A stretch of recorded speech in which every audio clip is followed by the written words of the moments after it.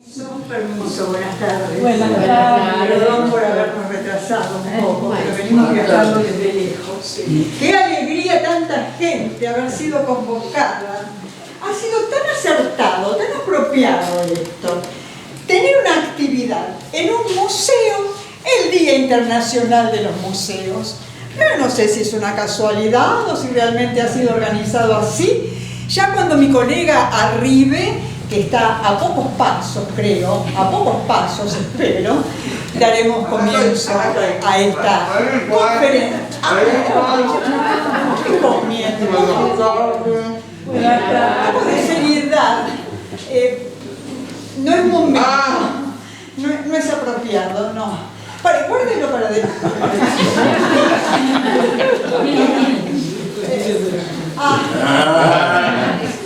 Buenas tardes. Bueno, ahora sí ha llegado mi colega.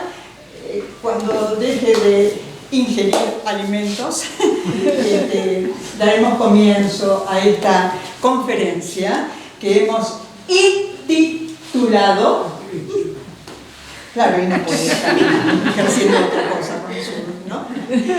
¿Dónde está Villalía? Lo dijo. Y así hemos intitulado a la conferencia. ¿Dónde está Villalía? ¿Dónde está Villalía? Bien.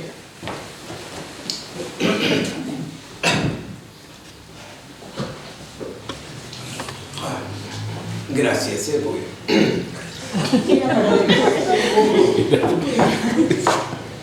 Murica, Lurina, no... Bueno. Jorge.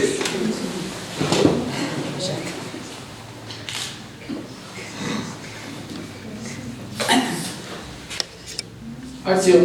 ¿Y qué? ¿Cómo y qué? ¿Qué me está preguntando? ¿Cómo que qué le estoy preguntando? No entiendo. ¿Qué no entiende?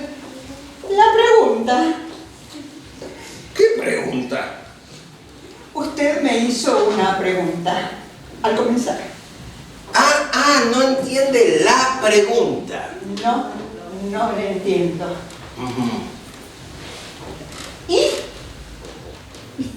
¿Y qué? ¿Cómo? ¿Y qué? Bueno, ¿y qué? ¿Qué quiere que haga? No encontré nada. Revolví valija, baúles, caja. No sabe todas las cosas que tiene esta gente. Nada, y no hay nada. Un solo papel. Nada. No puede ser. Mire, estamos aquí ante todo este público que ha concurrido justamente para lo que hemos preparado tan exhaustivamente. Sí. Y usted me acaba de decir que no hay nada. Un papel, un acta, un formulario, algo que... Colega, ¿qué parte de nada no entendió? No puede ser. Bueno. Mantengamos la calma. Qué fácil que decir para usted mantengamos la calma. ¿Para mí? Sí, para usted. Porque usted es la que siempre mantiene la calma. La que jamás de los jamases pierde la compostura. Pare. Mire, la mejor manera de solucionar todo esto frente al auditorio es hablando como personas civilizadas que somos. Bueno, como personas civilizadas que somos. Además usted dice nada. Y toda esta gente aquí está esperando. Pero es verdad, no hay nada. ¿Qué quiere que le diga? Bueno,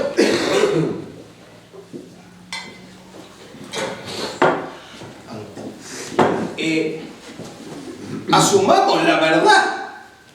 ¿Cuál es? Digámoslo con toda la letra. Por favor. Estamos todos expectantes. Yo lo tengo que decir. Y si usted es el que acaba de llegar con la pero... novedad. Bueno, pero cuente hasta 3. 1, 2, 3. Mejor 5. ¿Cómo 5? Ya está, ya conté. Ah, pero yo no escuché, cuente de nuevo. Ya está, 5. Por favor. Bueno, señoras, señores, lo digo, Por favor. Estamos acá reunidos y hay que decir la verdad, hay que asumirlo con... Lo digo.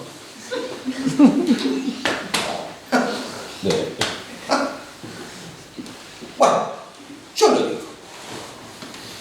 Villa Lía. Por favor. Villa Lía nunca fue fundada. Lo dije. Ah, ya está, yo lo dije. Ah, Pero, nunca fue fundada. ¿pero cómo? Ya. Yo venía por un camino doble y decía bienvenida a Villa Lía. Sí. Estamos en una localidad que se llama Villa Lía. Sí. ¿Qué es toda esta gente? ¿Qué somos nosotros, fantasmas? ¿Qué es este edificio, este techo, estos enseres? Escenografía. No ponga en mi boca palabras que yo no dije. Yo no quise decir Lo eso. que pasa- Lo que yo dije... Permítame, colega. Yo también voy a sincerarme con usted frente a toda esta gente, pero es necesario. Ajá. Acabo de comprobar que usted no ha seguido una metodología científica en la búsqueda. No. Podría haber seguido un sistema random access, o por efemérides, o cronológico, o el más sencillo por abecedario, pero no. Desde la hermenéutica, si es que usted no entiende, usted hizo mal su trabajo. Punto. Se lo dije.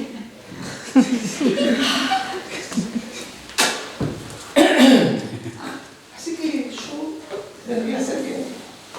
Si no encontró nada. Usted dice que yo no sé hacer mi trabajo. A los hechos me remito. Nada, dijo usted. ¿No sé hacer mi trabajo? No. Oh. Bien. Hay un papelito. Papel chiquito. Sí, como eso que nos hacían la lista para hacer los mandados del almacén. ¿Y dónde está? ¿Lo quiere ver? Ese documento, sí. El papelito, ¿no?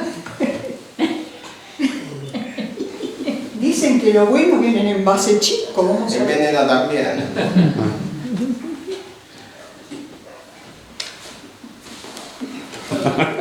Perdón. ¿Qué es esto? Lo que le dije, un papel chiquito, también llamado papelito. Colega, estimado y bien valorado colega. No estamos aquí para chanzas, chistes y o chascarrillos. Pero es lo que le dije, no hay nada. Nada. No puede ser.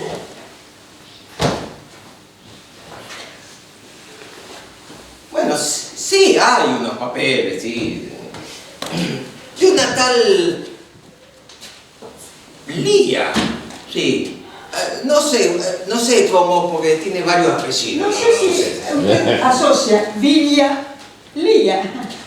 ¿Y qué tiene que ver? No sé. Nada, Bueno, asociación. esta señora parece que tenía billulla, ¿no? Tenía unos morlacos, sol y dinero, digamos, porque... Se dice bienes, se dice herencia, se dice... ¿Cómo va a decir? Sí, guita, tenía guita. Y bueno, parece que esta señora, esta tal Lía, que tiene varios apellidos, yo no me acuerdo, pero... donó Ah, las tierras. ah. Donó las tierras y después, bueno, se loteó y esas cosas, ¿vio?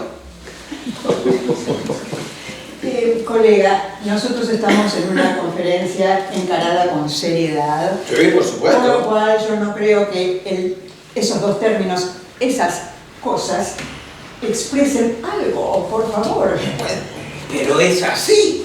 Yo no sé, no entiende esta mujer. Porque Mire, se loteó. Claro, Se hicieron algunas casas claro. que bueno, fueron aumentando. Obvio. Y la gente también. También que, estimado colega, Que también fue aumentando. Y llegó más gente. No le digo que una cosa. ¡Oh! No, más o menos ahí, pero hicieron la estación de ferrocarril. Y le pusieron las vías, porque si no el tren no llegaba. Entonces, bueno, más movimiento, se imagina. Por ejemplo, algo que me enteré es que la gente de acá de Villa Liria, sí, perdón, que está con la mano ahí no, que... me quedé con una duda, pero se lo expresaré más después. Bueno, la gente de Villa Liria iba a la estación los domingos cuando llegaba el tren. Entonces, mientras la locomotora paraba y cargaba agua, los pasajeros bajaban para estirar las piernas un No. poco en el andén. claro. Y los vecinos de Villa Liria iban a la estación para ver llegar el tren y chusmear un poco. No. Cómo venía vestido uno. Seguramente los vecinos y vecinas de Villa Liria concurrían a la estación no solo como pasatiempo, sino para informarse. ¿Cómo venían vestidas las señoras? Sí. ¿Y cómo venían los hombres vestidos? Sí. ¿Qué cosas se rumoreaban en la ciudad que todavía no habían llegado aquí al paraje? Claro, para chusmear, como le dije yo. Bueno, y otra cosa, un programa de ese. Pero además, por ejemplo, había una madre que tenía un pequeño niño, una niña con algún problema respiratorio. Entonces lo llevaba ¿A la estación? a la estación y lo paraba al costado de la locomotora. El chiquito ahí. Y cuando la locomotora largaba el vapor de agua, ¡oh! El chico le aspiraba todo. Era un nebulizador tamaño familiar, digamos. Sí. Pues, imagínate. Ahora, yo pregunto, No sé si se curaba, pero el susto de...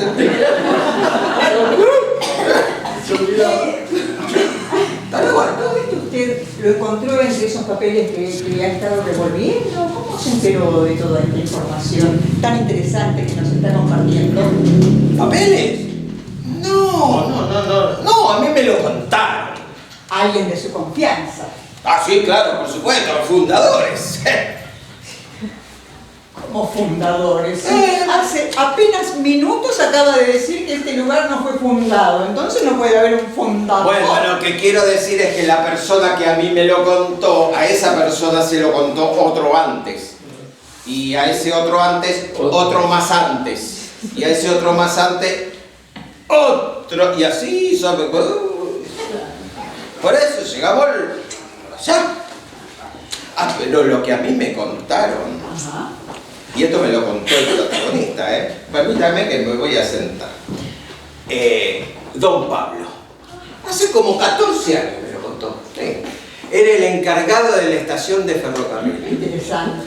Y don Pablo me contó que cuando estaba por nacer su hija, claro, tuvieron que ir a la unidad sanitaria desde la estación con su esposa, Choli, de noche, pero tuvieron que ir caminando. ¿Por qué? Porque el único taxi que había en Villa Liria de noche no salía.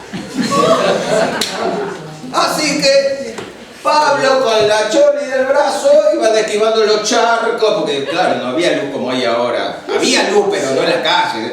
Y entonces iban esquivando los charcos, la zanja, alumbrados por un farol. Bueno, finalmente llegaron a la unidad sanitaria y nació la hija, Mabel, si no me equivoco. Sí. Y bueno, todo bien. Qué interesante. Sí. Yo lo relaciono con otro hecho muy similar, distinto, pero muy parecido. Usted mencionó la unidad sanitaria. Perdón. Atienda, Nosotros podemos esperar, no sé qué está haciendo. Bueno, ¿podemos continuar? Muchas gracias. Sí, colega, siga. Lo que es la modernidad. Sí, ¿yo? En Villa Liria tenemos modernidad. Sí, claro. Sí, tenemos todo. Le decía que asocié lo que usted acaba de exponer tan perfectamente. Usted habló de la unidad sanitaria. Sí. Bueno, en la unidad sanitaria había servicio de enfermería, que generalmente lo ejercen mujeres, las enfermeras. Y había distintos turnos. Estaba el turno noche. Entonces, las enfermeras que tenían que concurrir a la unidad sanitaria de Villa de noche, estaba oscuro. Como usted bien dijo, Villa tenía poca iluminación.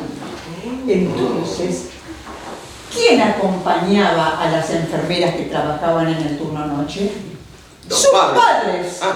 Sus padres. ¿Y cómo se alumbraban? Igual que don Pablo, con faroles. Faroles que eran con mecha, ¿eh?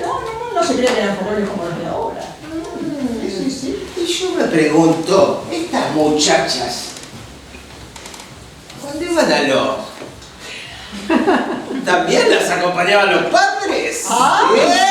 No sé, eso no está en la parte de la documentación. Esa parte no está. No. Hablando de bailes, usted sabe que en la localidad han existido infinidad de lugares donde se llevaban a cabo los bailes y o reuniones danzantes. La gente concurría en sulky o en charré o a caballo. Y según me he documentado, ha habido pero infinidad de lugares a lo largo del tiempo. Yo nombraré algunos, si alguien quiere de los participantes aquí agregar, por supuesto bienvenido. Yo recuerdo Puente Castex, el Club Nuevo Horizonte, el Club Progreso, la Escuela Tropezón, la cancha de paleta del niato Lucas. Los galpones del ferrocarril, lo del Torito, en la Cambicha, ya más cerca, creo que en la década del 70-80, en Portela. A todos esos lugares concurría la gente a milonguear. Y había un hecho que a veces acontecía. Los paisanos, la gente que llegaba en sulky, por supuesto lo dejaba en las afueras del local bailable, estacionado, el sulky a caballo. Entraban los paisanos al lugar, se desarrollaba la velada, y en algún momento algunos muchachos subrepticiamente salían del local. ¿Y qué hacían? Iban hacia los sulkis estacionados, le sacaban el caballo a uno y se lo colocaban a otro. Intercambiaban los caballos de los sulkis.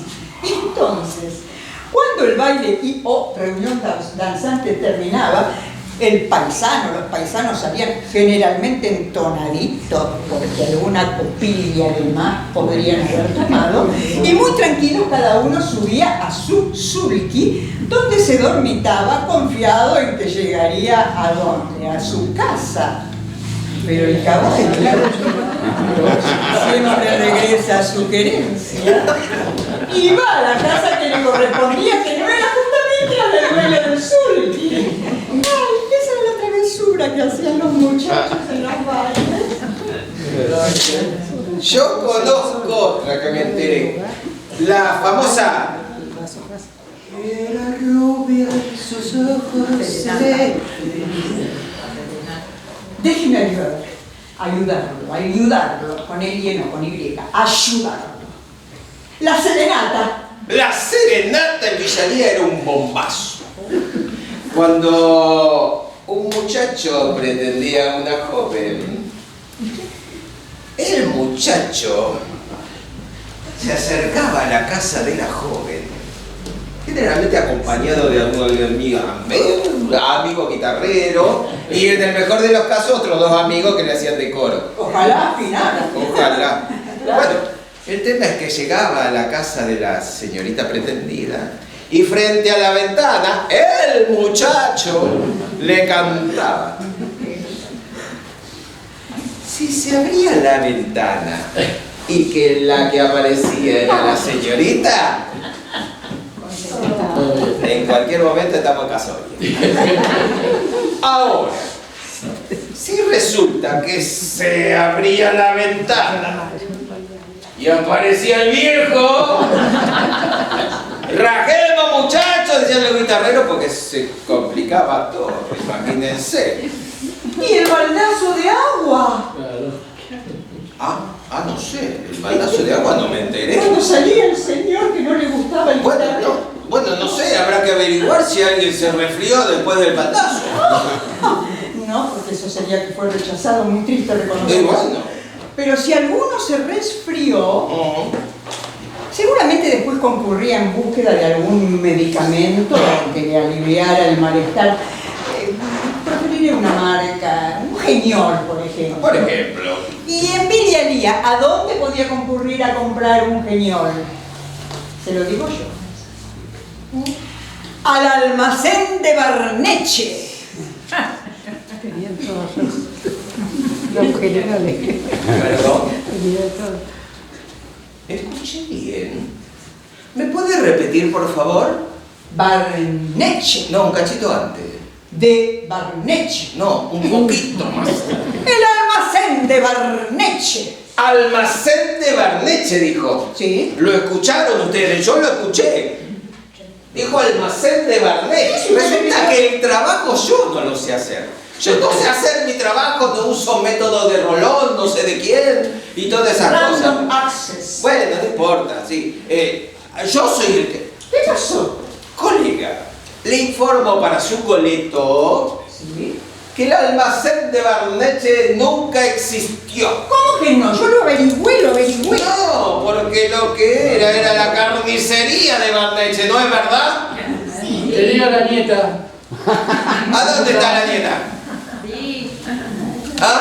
Bueno, No era almacén. no era almacén. Es más, le digo, estamos tan cerquita que casi le podría decir que estamos adentro. Del almacén, de la carnicería. De la carnicería de Barneche, que no era almacén de Barneche, porque el que no sabe hacer su trabajo. Y no vendería Genioles, ¿no es cierto? Si era una Supongo carnicería. que no. No, claro.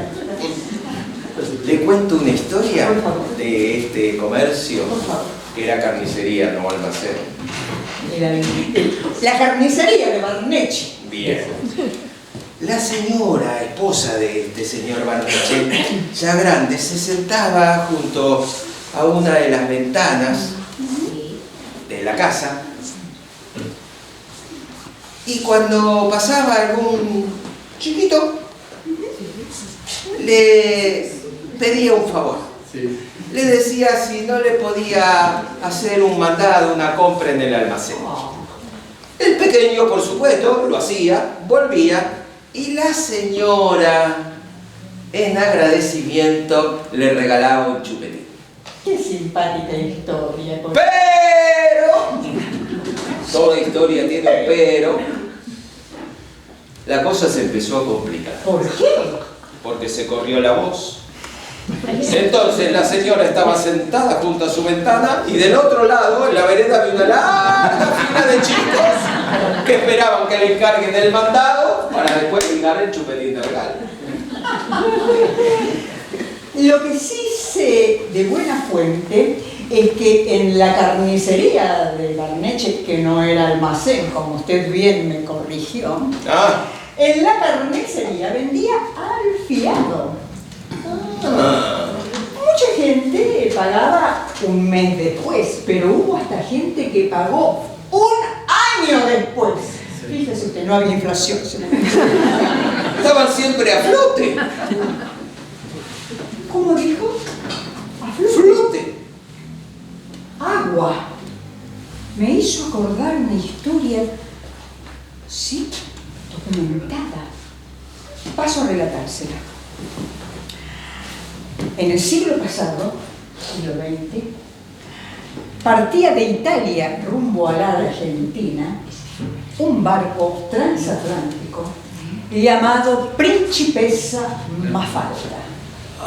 Tal era su tamaño, su envergadura por la gente, los pasajeros que podía transportar y albergar, que lo rebautizaron como ese barco famoso que se hundió en el... Titanic. Titanic. Lo rebautizaron el Titanic de Latinoamérica. Allá por fines de octubre de 1927 hubo un señor, don Pasquale Giantommaso, que subió en Italia para arribar a la Argentina. Hermoso viaje. Cuando estaba el Principessa Mafalda arribando casi al Brasil, que era una de las escalas, rompió una de las hélices, eso perforó el casco y el barco Principessa Mafalda, emulando al Titanic, se hundió. Se hundió. El señor Pasquale Giantommaso pudo aferrarse a un madero y quedó flotando en el agua del mar, sin ninguna de sus pertenencias, solo con una cosa que fue esencial, su pasaporte. Cuando fue rescatado, por suerte, con vida, llegó a la Argentina. De Buenos Aires se trasladó a Balcarce. Pasado el tiempo, ya había formado familia con su esposa y su beba, no sé si recién nacida, se vino para Vilia Lía. Y en Vilia Lía trabajó en hornos de ladrillos. Ah, como mi abuelo. Era horno de ladrillo. Ah, mi abuelo. También era italiano su abuelo. No, era vasco. Italiano, qué tarea dura, ¿eh? Ajá. Qué tarea dura.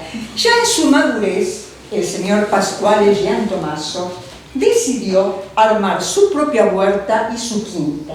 Y era tal la producción que le empezó a vender a los vecinos y vecinas de Vilia Lía, con una particularidad. Hacía la entrega a domicilio. ¿Cómo? En bicicleta, con un carrito adosado atrás.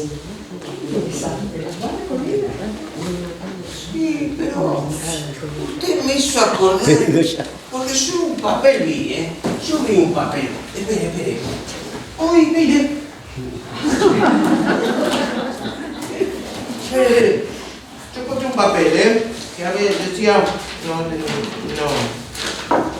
No será como este, ¿no? No, una historia que... No, espere, estaba acá, ¿eh? Ha usado papeles usted, ¿eh? Y esta es la última, no sabe los baúles. No sé qué esta gente con baúles tan grandes. A ver. ¿Me encuentro o no encuentro? Bueno, espere que estoy ahí. A ver, mire.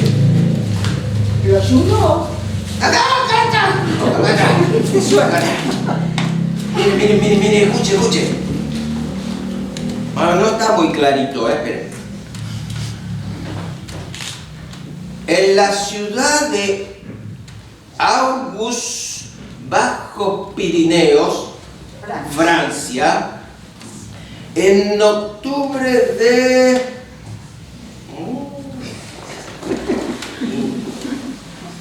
¿Quiere los anteojos? No, está borroneado. 1897 me parece que dice. Nace Juan Landaverri. Juan Landaverri. Vasco también. Que a los 16 años se incorpora al ejército francés.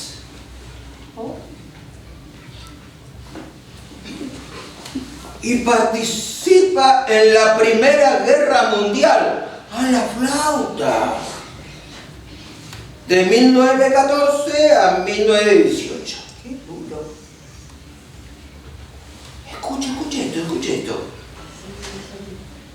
En esta guerra, él, don Juan Landaverri, recibe una medalla a la Pepituá. ¡Ofa! Después emigra a la Argentina con todos los números borroneados, con Es viejo el papel, por eso. 1923. Y llega a Villa Lía, donde se dedica al oficio de panadero. Tiene usted un carnicero, un verdulero, un panadero. La mesa está servida. El pollo está completo. En 1955, creo que dice, también fue chatarrero. Teniendo su comercio frente a las vías del ferrocarril. Cuando yo era chico, mi padre tenía un amigo en Areco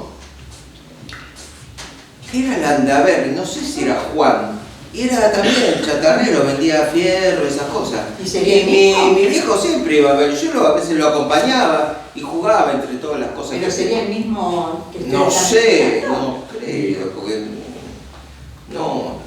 Bueno, no sé. Bueno, esa es la historia, ¿vio? Muy interesante. Ay.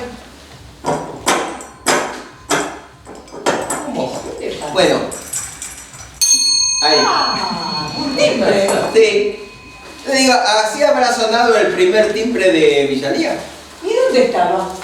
En la calle Sarmiento y Tucumán. Aquí es. O sea, Sarmiento y Tucumán. La casa de la familia Hermes. Qué interesante. Después, con el tiempo, se puso un intercomunicador entre la unidad sanitaria y la casa del doctor Juan Carlos de Avelio. Esa con un cable, ¿no? Que hacía funcionar. La tecnología. La tecnología, sí, sí, sí. Cable, Mm. cadena. ¡Guarda, muchachos, su cadena! Oh, ¡Ay, disculpe, me enfermoricé! Asocié cable con cadena y me acordé de, no sé si es una verdad, una leyenda, pero es un hecho acaecido aquí en la Biblia, el chancho sin cadena. chancho sin cadena. Bueno, usted aproveche, sí. Tiempos A, cuando llegaba el anochecer y los hombres terminaban su faena, cada cual regresaba a su casa, al lugar donde estaba, y como era de noche, cerraba ventanas y puertas. Y ocurría muchas veces que en las afueras de la casa empezaban a escuchar un ruido de cadenas. Y había corrido la voz de que era un chancho que se había escapado y lo llamaban el chancho sin cadena, y la gente aterrorizada por esto se encerraba en la casa. Ni se le ocurría asomar la nariz a la puerta o a la ventana, no, para nada, todos encerrados escuchando el ruido de las cadenas en el afuera. El chancho sin cadena, No, el sin cabeza es el jinete. sin cadena, aprovechando que la gente estaba encerrada en su casa, se llevaba una gallina, un lechón o un cordero. Eso hacía el chancho sin cadena. Tonto el chancho, ¿eh? Pero hablando de robo, mire, hablando de robo, hasta el arco se robaron. Ah, sí, una vuelta, hace muchos años. Unos chicos, como siempre, se fueron un sábado a la mañana a la canchita. ¿Y qué pasó? Se encontraron con la sorpresa que faltaba un arco. Bueno, no, mejor dicho, faltaba un poste había. Faltaba el travesaño, el otro poste y la red. Misterio. Imagínense. Aparte, enseguida, bueno, fueron a contarle a los mayores del Pero club. además era sábado. Sí. ¿Jugaban un partido? Sí, a la tarde eran locales contra River de Areco. Imagínense. Partidazo. Papelonazo. ¿Qué le iba a creer? ¿Qué le iba a creer? Nos mandaron el arco, no podemos jugar. Como excusa, la verdad que no era atendible. Bueno, entonces se organizaron y rápidamente salieron al pueblo a buscar el arco. Claro, la gente iba caminando, buscando así, y alguien decía, ¿qué busca? El arco de la cancha. Bueno, el tema es que al rato se escucha un vecino que empieza los gritos. ¡Lo encontré! ¡Lo encontré! ¡Lo encontré! Fueron todos ahí y había encontrado el arco y la vaca. ¿La vaca? Sí, la vaca, porque en realidad lo que había pasado es que otro vecino había atado su vaca a uno de los postes. Y parece que no estaba muy firme. Y el noble animal, en busca de mejores pasturas, tiró y el arco se llevó. Vaya a saber si no anduvo por ahí también el chancho sin cadena. No. Queriendo llevarse la vaca. El primer club fue el Nuevo Horizonte. Año 1920, 1938. Se lo digo como yo no sé hacer del trabajo. Le dolió. Le dolió. Bueno, después se junta con el Progreso. Ajá. Y en el 39 por ahí. Y se pasa a llamarse Club Sportivo Progreso. Fíjense, hoy es 18.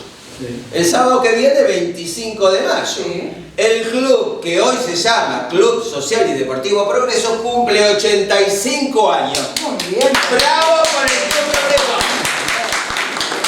Bueno, por supuesto, aplauso también para otra gloria de este pueblo desde 1966, que es el... ¡Esa! Estoy viendo la seña de rojo. El 9 de julio... Fútbol Club en la calle Belgrano, en la esquina, digamos, de Belgrano y Sarmiento.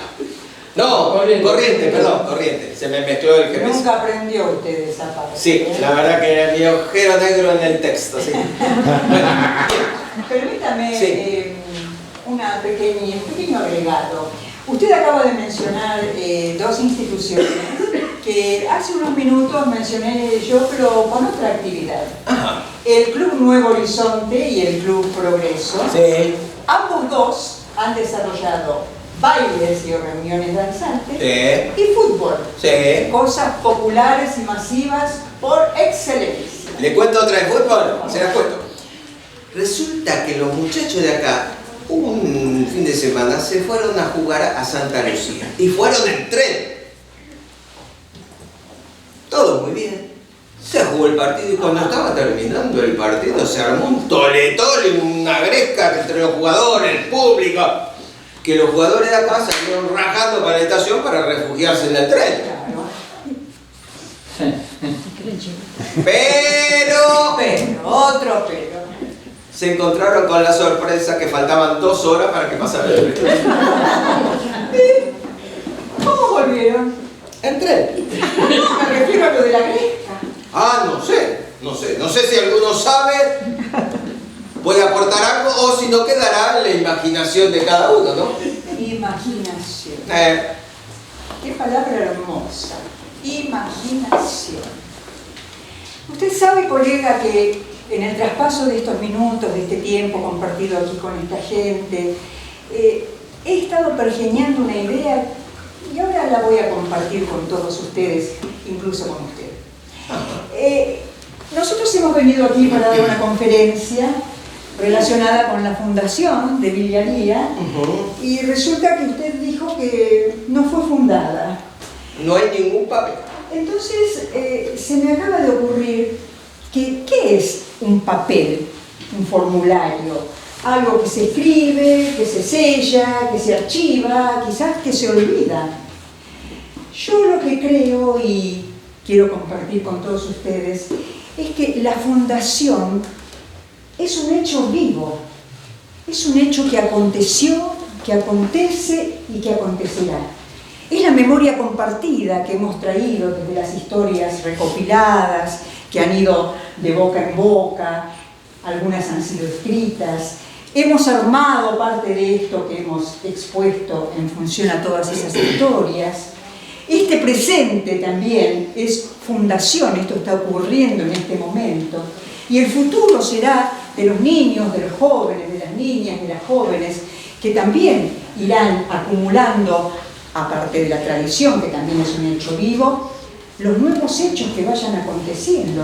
O sea que la fundación es un hecho vivo, que ocurrió, que ocurre y que ocurrirá. O sea que, claro, sí, porque está bien. Villalía nunca fue fundada, podríamos decir. pero también podríamos decir que siempre está haciéndolo. Exactamente. Entonces, me voy a permitir parafrasear a don Jorge Luis Borges. Por favor. Cuando dijo aquello de...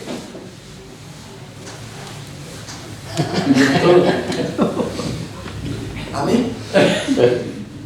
¿Me hace cuenta? Que empezó Villalía. La jugó, tan eterna, como el agua y el aire. Muchas gracias. De nada. No. Entonces, ¿dónde está Villalía? Eso, ¿dónde está Villalía? ¿Dónde está Villalía? ¡Acá!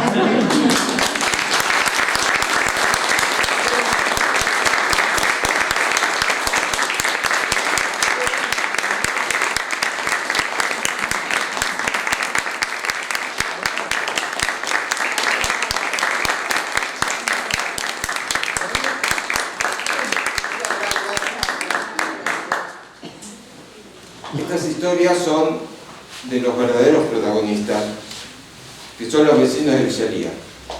Incluso, que son historias que se fueron recopilando durante el año pasado. Y algunos... Bueno. A mí me dijeron que nunca podía hacer dos cosas a la vez, pero estoy comprobando. Protagonistas de estas historias Están acá. están acá. Hablábamos... Creo que la hija del señor Pascual Giantomaso está acá. Así. El barco.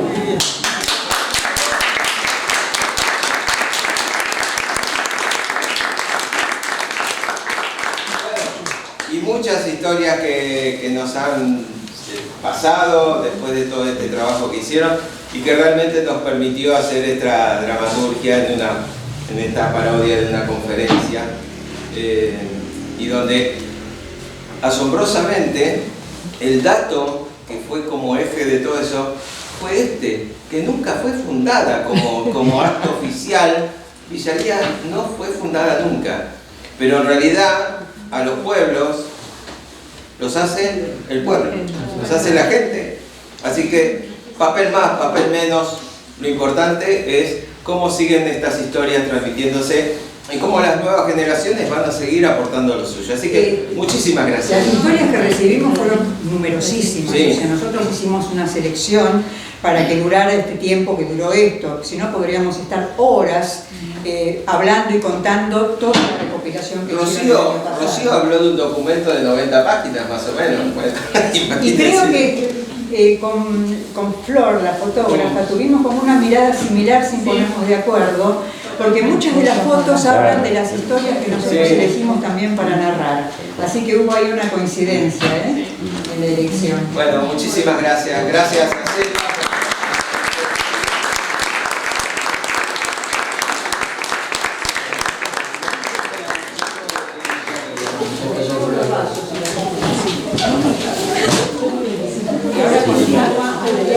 Ahora continúa Adrián, no se vaya, no se vaya. Sí,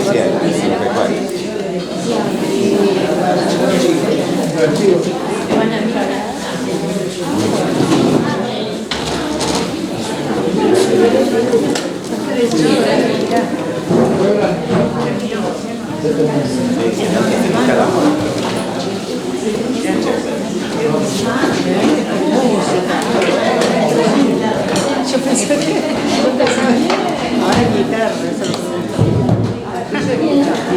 Bueno, buenas tardes. Buenas tardes. Me llamo Livieri, ya me presenté ahí al comienzo.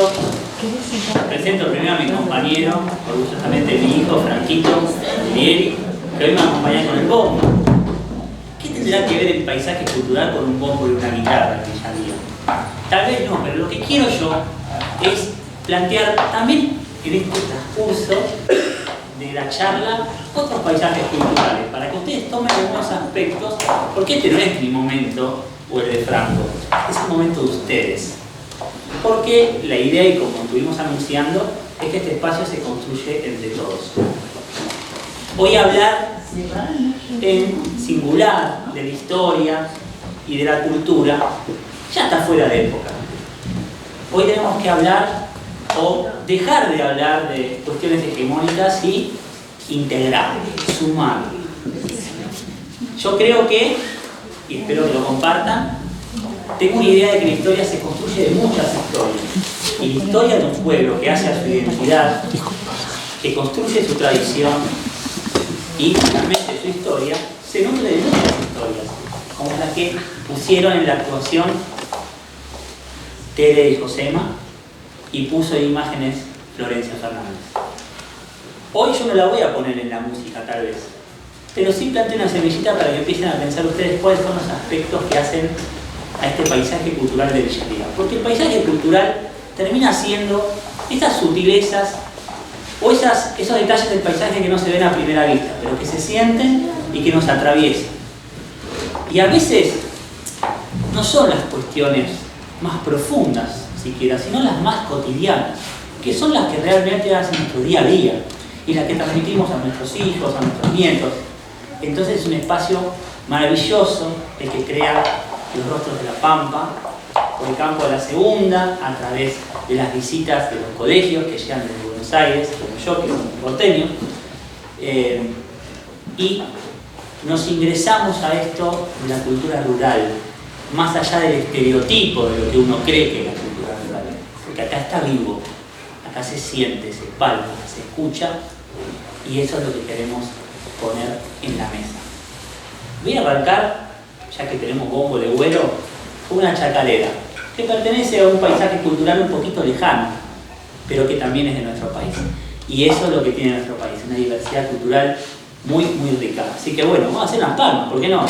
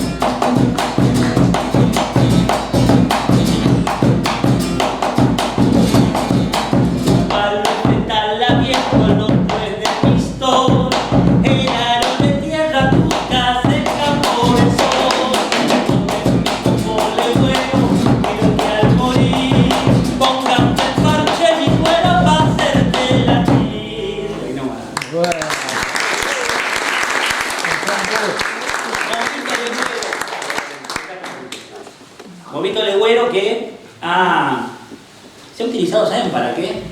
¿Por qué legüero? ¿Alguno sabe? ¿Escuchó alguna vez?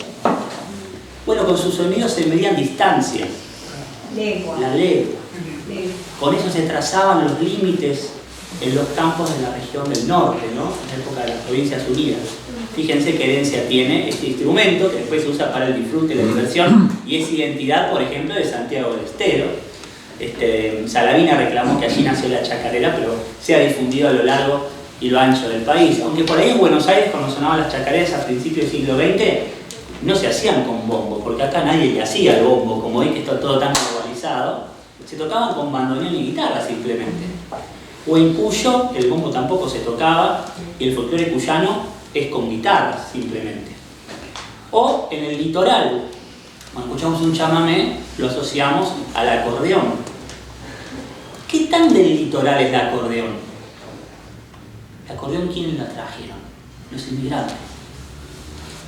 Polacos, italianos, alemanes. El bandoneón, símbolo del tango, del porteño, es un instrumento alemán. En Santiago del Estero también se toca la chacarera con violín, como lo hacía Don Sixto Palavecino. Ese violín es un instrumento europeo de la Edad Media. La guitarra, esta es china, es industrializada, pero le tengo un gran cariño porque me lo regalaron con mucho esfuerzo mi señora y mis hijos. No es menos por eso. Pero si vamos a la tradición de la guitarra criolla es la versión americana de la guitarra española, porque los inmigrantes impusieron ese tipo de instrumentos. ¿Nosotros qué hacemos con eso? Lo mejor que podemos hacer con la cultura, integrarla, y reinterpretarla y hacerla nuestra. De alguna manera, si vamos a hablar de cuál sería el folclore de Villalía, seguramente esté muy relacionado con sus inmigrantes. Entonces, estos paisajes culturales, ustedes cuando piensan en el paisaje, ¿qué se les viene a la cabeza? Yo digo, descríbanme un paisaje. ¿Qué piensan? Vamos, díganme. Llanura, árbol, Montaña, Árbol. sierras. Sierras. Siempre estamos, a primera vista o primer pensamiento que se nos vienen, son las cuestiones que hacen a la topografía del terreno, ¿no? Pero yo les quería invitar a pensar en otra dimensión ese paisaje cultural.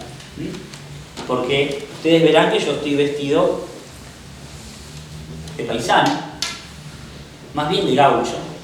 Sin embargo, ustedes que son del Pago de Areco, van a ver que mi indumentaria tiene muy poco que ver con el gaucho de la región pampeana.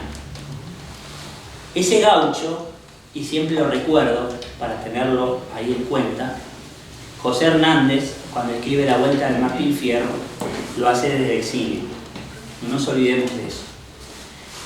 El gaucho fue cuando convino un aliado y cuando no tanto despreciado o menospreciado, mejor dicho.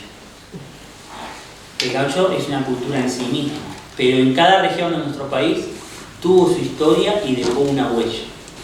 Esta pilcha es una pilcha dominguera, que por ahí el paisano se ponía para lucir, para mostrar estatus, con su rastra, en donde ponía los patacones, y por ahí para ir al baile el fin de semana, ¿por qué no? Para ir al desfile, a la feria, a la rural. Es un traje salteño, y por ahí lo identifican más fácil por este poncho, porque esto no es un pedazo de trapo, esto es un símbolo. Y los símbolos a veces son mal utilizados como estereotipos, pero cuando nos adentramos en su historia, esto es un símbolo muy fuerte para un bastión de nuestra cultura como por ejemplo la provincia de Salta. ¿Por qué el gaucho allí siempre tuvo un lugar especial en el corazón de los salteños? Bueno, porque fueron los defensores de nuestra soberanía, los infernales de Güemes. Y este poncho lo recuerda. Recuerda la sangre derramada y el luto por los valientes perdidos en la defensa de la frontera. El general San Martín encomienda a Güemes y sus infernales cuidar la frontera del norte mientras él ponía su plan libertador por la cordillera de los Andes, lo que los españoles no esperaban, por supuesto, en marcha. No hubiese sido posible ese éxito de la emancipación americana sin estos gauchos. Entonces el gaucho salteño nunca fue un mal entretenido. ¿Cómo han cuidado eso? Y es para valorar y aprender, ¿no? Ustedes no tengan esa responsabilidad de tener que cuidar, sino que tiene que ser algo natural. No puede querer la madre aquel que fue abandonado, dice Orlando Veracruz, en su milonga Pilcha Gaucha. O el Pampa Larral le dice, no venga a tasarme el campo con ojos de forastero, porque no es como usted lo ve, es como yo lo siento. Y ese es el paisaje cultural.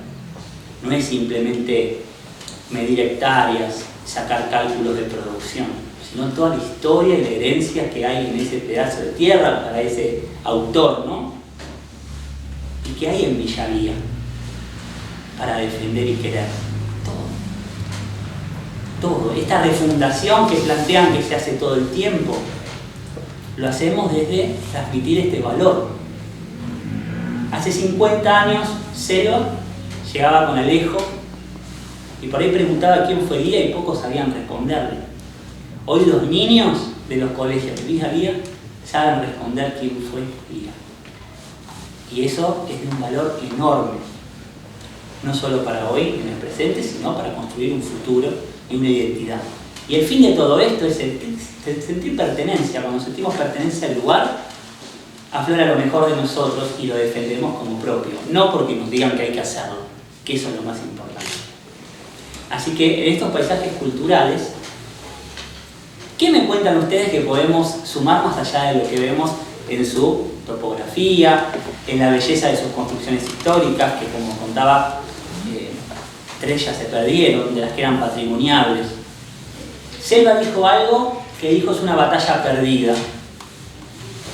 pero yo les digo, la esperanza es lo último que se pierde. Y haciendo fuerza entre todos se pueden lograr cosas maravillosas. Ustedes saben que, por ejemplo, Europa, que es referente en cuidar el patrimonio, lógicamente no podemos patrimoniar todo el acervo, lo que tiene que ver con el edificio principalmente, porque hay dueños, hay escrituras, hay intereses que por supuesto corresponden a sus terratenientes. Pero, por ejemplo, puede mantener las fachadas, algo que vos dijiste y es muy verdad esto. Hay una ley que les permite de puertas para adentro refundar la propiedad, pero manteniendo su fachada. Esas son políticas que se construyen, pero que tienen que partir del interior de quienes deberían ser sus principales interesados, que somos todos nosotros.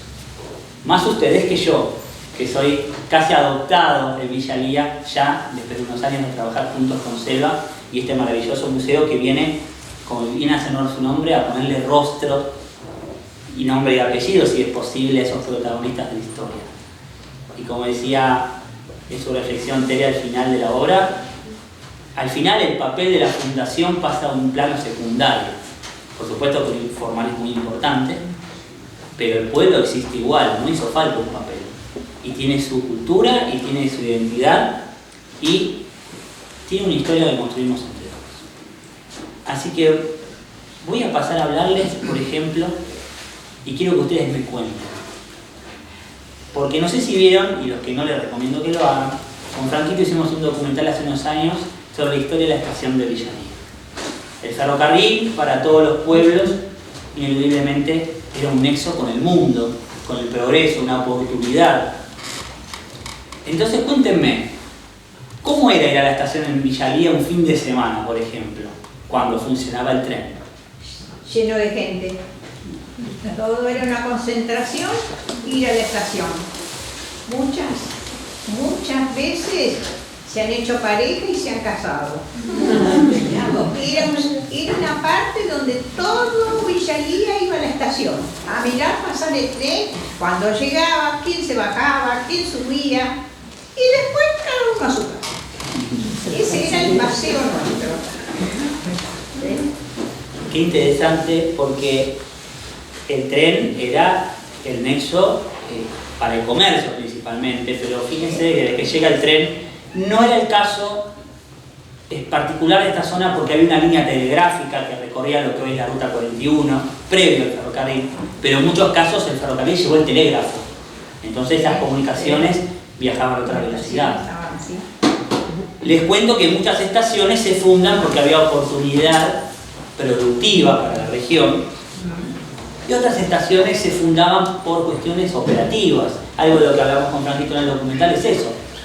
Las locomotoras a vapor necesitaban reponer agua y combustible, sea leña o carbón, dependiendo de la empresa y la zona que estuvieran de influencia, cada 30 kilómetros como mucho. Y aparte, como la mayoría de nuestros ferrocarriles son de vía sencilla, o sea que es una sola vía de circulación para ida y vuelta, en un momento se tenían que cruzar los trenes para poder incrementar el tráfico.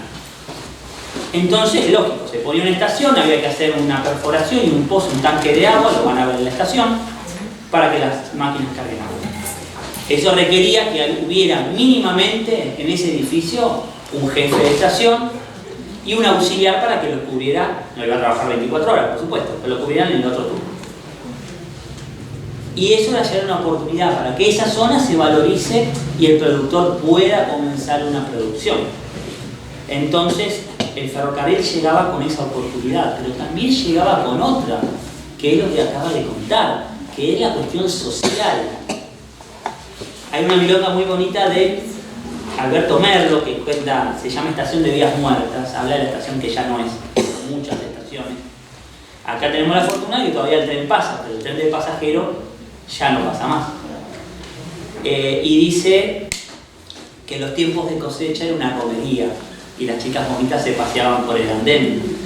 Y fíjense que Villa Lía no tiene silos en esa estación, pero están las plataformas de los viejos galpones. Bueno, eso tiene que ver con que la época de influencia del Ferrocarril Central Córdoba, que fue quien construyó esta traza, después va a ser el Ferrocarril Belgrano, tuvo su época de apogeo cuando la cosecha se hacía en bolsas. O sea, la cosechadora, esta máquina que fue la más compleja y costosa en su momento para el trabajo agrícola, venía a romper con una coyuntura que era el trabajo de la cosecha. ¿Por qué coyuntura? Porque a medida que la tecnología se volcaba al campo, yo que vengo de un museo de maquinaria agrícola les cuento, cada vez se facilitaban las tareas. Del aradito de mancera, que uno no podía pretender hacer más de 2 surcos con animales, pasamos a la tracción a vapor, que nos permitía elaborar de a más surcos, era el esfuerzo más grande requerido en el campo, y después mejorando las sembradoras. Cuidado. No se rompió nada. No se rompió nadie. Cuando se inventa la trilladora o la cortatrilla, como se decía en ese momento, una máquina que hacía la recolección, la segada y el trillado en una misma acción. Entonces tras la máquina quedaban las bolsas. En ese momento no se cosechaba a granel y sobre la máquina iba el embolsador que iba cosiendo las bolsas arpilleras con 60 kilos de grano y las desechaba con una especie de tobogán que se cargaban a la chata y directo a la estación. Así que en la estación había una serie de casi arquitectos que eran los estibadores que armaban las grandes pilas de bolsas que se cargaban en los vagones y iban hasta el puerto, ¿no? En ese periplo que hacía el grano para llegar al viejo mundo, principalmente se exportaba a toda Europa. Y Villalía tiene, ahora si ustedes hacen un poco de arqueología, van a encontrar las plataformas de esos galpones donde se guardaban los granos y los fardos de lana, porque había una gran producción que tenía que ver con lanares y que tiene que ver con el origen de este pueblo, ¿no? Que era la estancia de Isabelita, que se dedicaba a la producción de ovinos para lana. Así que miren cuánto tiene que ver el ferrocarril con Villalía y tantos pueblos de nuestro país. Dice el dicho, el país se hizo a caballo. Yo les puedo asegurar que la otra mitad se hizo en tren. El tren que está tan discutido, puesto en tela de juicio, si es eficiente o no. Bueno, son cuestiones que tienen que ver con políticas y principalmente con una idea de construcción y mantenimiento de un sistema para que sea eficiente, ¿no? Hoy nuestro ferrocarril está deteriorado, pero piensen que fue construido hace más de 100 años, llegando a tener 44.000 kilómetros de vías, uno de los ferrocarriles más extensos del mundo, que por supuesto cuando lo mantenemos como la casa, si no lo mantenemos por 70, 80 años, un día se nos viene abajo. Y hoy, desgraciadamente, muchos ramales están peleando por sustituir. Ahora, como Europa sigue siendo eficiente el sistema, bueno, porque siempre lo mantuvieron, estas cosas que hay que emprender a veces. Pero bueno, lo que no se tiene que perder, principalmente lo que quedó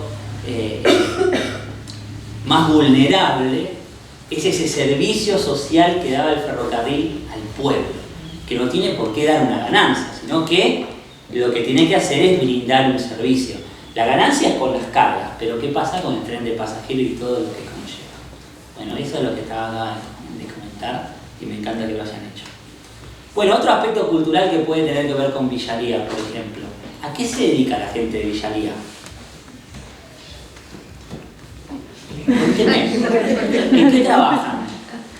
Y hoy tenemos el frigorífico más grande de todo, o sea, es el que emplea más gente en todo el partido de San Antonio de Areco, por lo menos es uno de... Hoy es lo nuevo. Hoy, no tanto, ¿cuánto hace? Será 40 años, entre Martinovich y donde se fundó el frigorífico de pollo. En el 70. En el 70 más, 50 años casi. Es historia reciente. Y Pero antes que- era la chacra, Sí. los chacareros. Ahí tenemos un... No, hay muchos empleados. Daniel sabe, yo de chacarero no sé nada. Pero Daniel sabe muy bien. Estoy así porque está por la cámara. Contame, Daniel, ¿qué producciones o qué? Pero que era el campo, la ganadería y la agricultura y bueno, el peladero, el frigorífico y el molino que está enfrente ahora. Ahora el molino.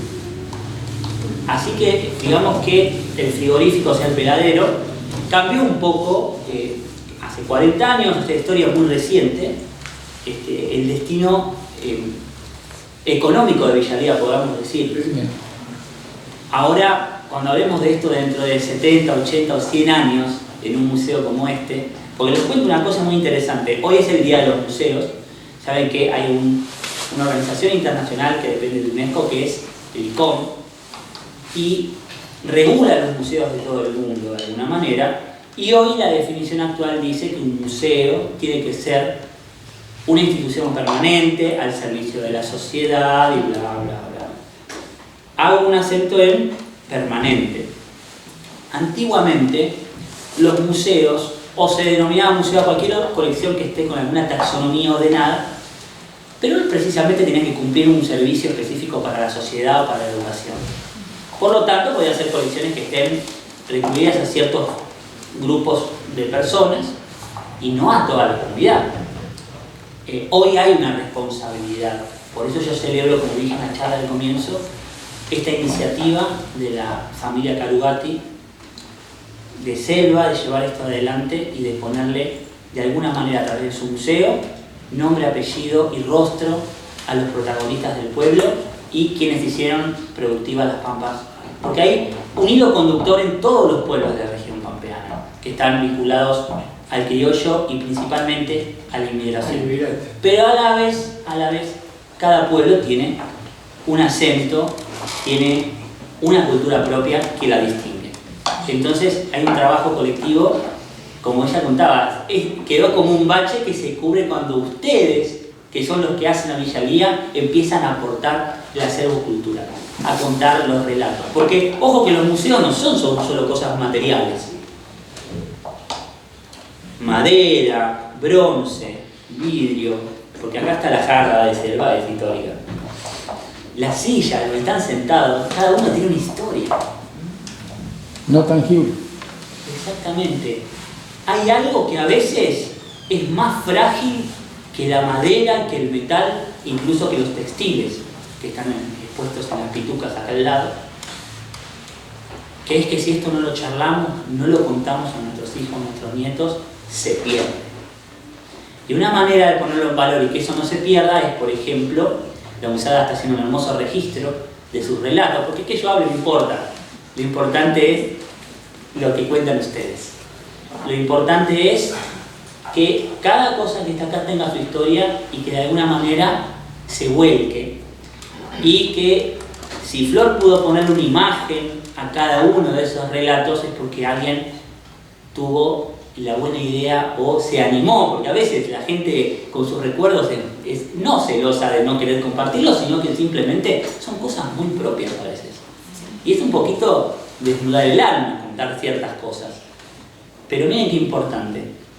Hoy le proponía a Flor que bueno si se animan esos relatos mismos, ustedes los graban con su voz, porque quedan para siempre y eso es muy importante.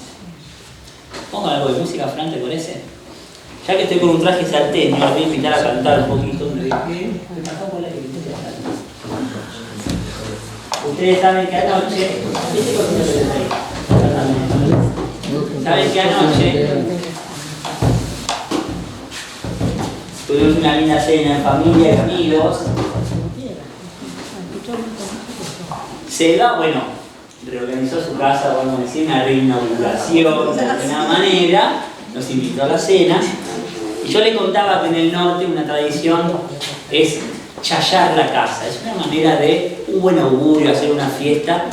Y ustedes saben que en el norte, en la conquista, y gran parte de eso tuvieron que ver los jesuitas, una evangelización un poco más amigable, digamos, en donde no desplazaban a las culturas propias de cada lugar, los pueblos originarios, sino que se mixturaban, cosa que nos pasa con el sur, ¿no?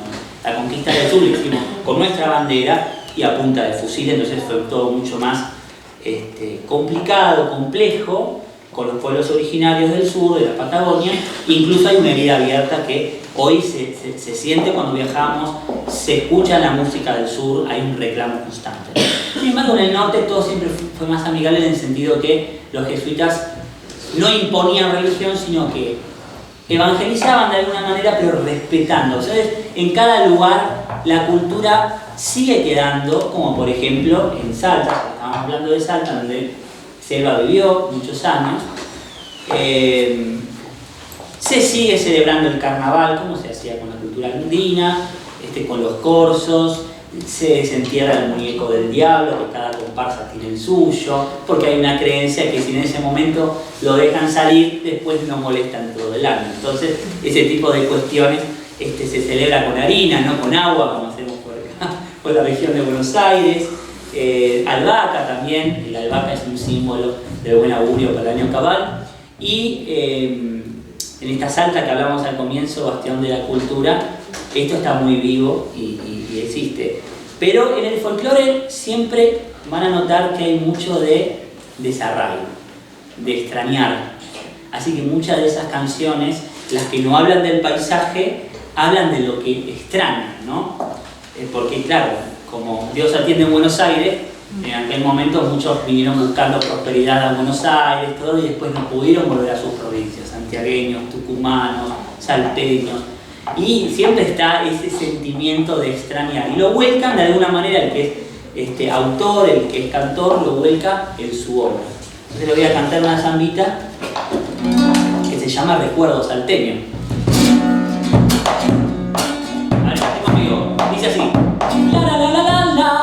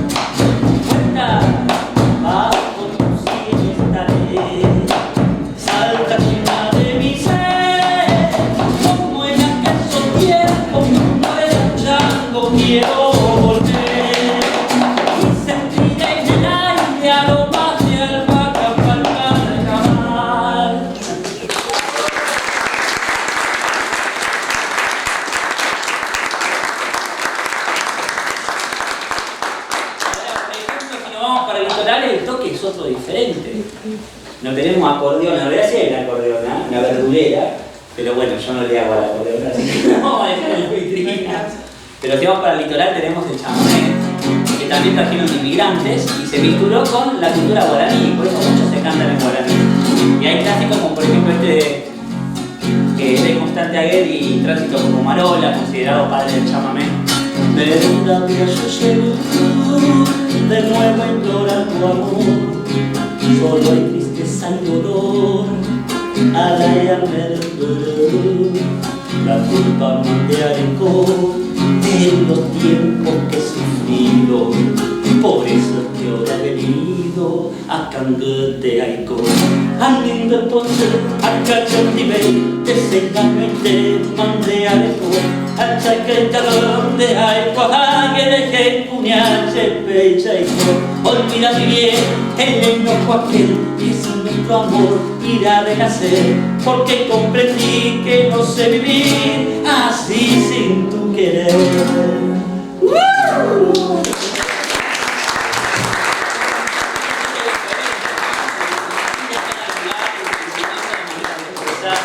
Seguramente si vamos para el sur vamos a encontrar ritmos como el loncomeo, que son más acercados a nuestros ritmos autóctonos. ¿Por qué? Como la colonización llegó después, está todo más preservado de alguna manera lo que es original, ¿no? Allí se toca el instrumento de percusión, que es el cultrún, que es realmente un instrumento que era de los patagones, mientras que el bongo legüero tiene una construcción con materiales nobles de nuestra tierra. Por ejemplo, esto es ceibo, tiento, cuero que está de alguna manera, cuando es blanco es crudo, cuando es así es que está curtido.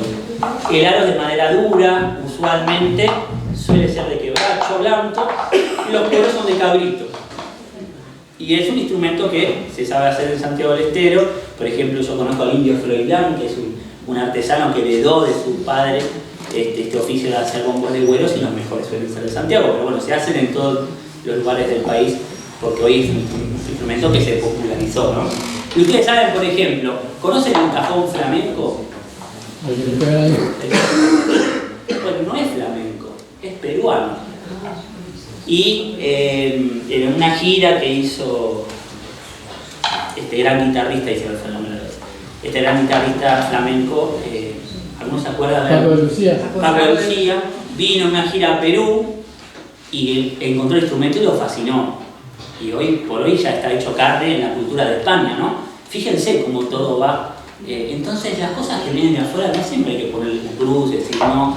Ese nacionalismo creo que no construye, sino que, ustedes se van a reír porque ya se habló algo. Yo me dedico a hacer música de los Beatles hace 20 años y gracias a eso recorrí gran parte del mundo. No tocando la guitarra, ya lo han visto, yo soy baterista, sin embargo, eso no desplaza al sentir que tengo por nuestra música nacional y por estos emblemas. Bueno, hoy es el día de Escarapela, vivo algunas Escarapelas, me muy contento, algunos por ahí no se acordaron, pero no importa, es importante esto, es importante. No es un reto, es recordarlo nomás. Siempre está primero nuestra cultura, entonces eso es lo interesante, ¿no? Que vayamos sumando, porque ustedes piensen que sin inmigración y sin misturar culturas no existiría esta guitarra, en nuestro folclore no existiría el bombo legüero, que el sistema de tensores era de los tambores de batalla que vinieron de Europa, en realidad. Y por supuesto no existiría lo rico de toda nuestra música y ese acervo cultural que nos hace. Somos una mixtura hermosa de un montón de culturas que confluyen y que la vemos en nuestras vestimentas, la vemos en nuestra comida. Fíjense que el plato de Buenos Aires es la milanesa napolitana. Milán y Nápoles. Entonces, fíjense lo lindo que es esto. Así que muchas gracias por este tiempo, gracias a Celo por invitarme una vez más y sigamos construyendo esta historia de Villalía entre todos.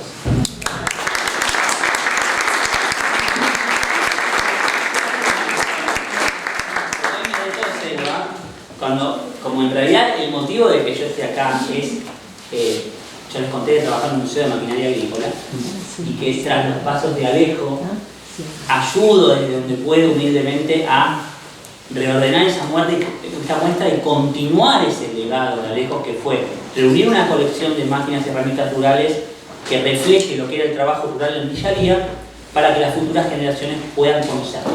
Entonces estoy trabajando en esa línea, pero la verdad que me parece interesante todo este espacio en general, más allá de la máquina, que se hace sobre la cultura del pueblo.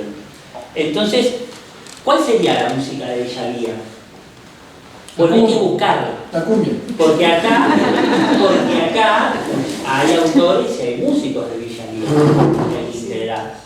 Y yo les digo que hay un tema que es de Villalía ya, y que es de mi autoría y de Franquito, lo hicimos juntos. Sí. Y para el que no conoce el museo, con esta canción espero que se haga una idea de qué trata.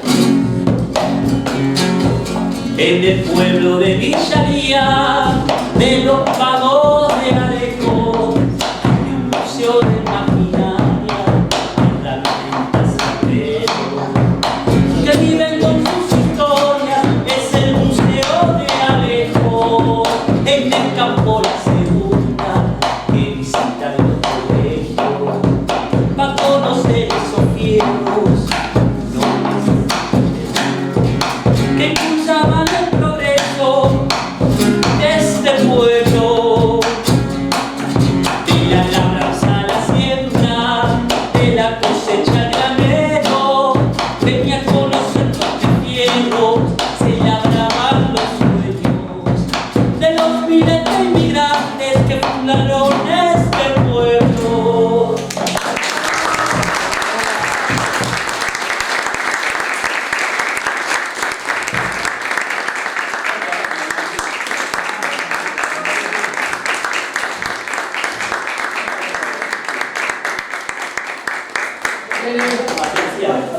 Sí, por eso.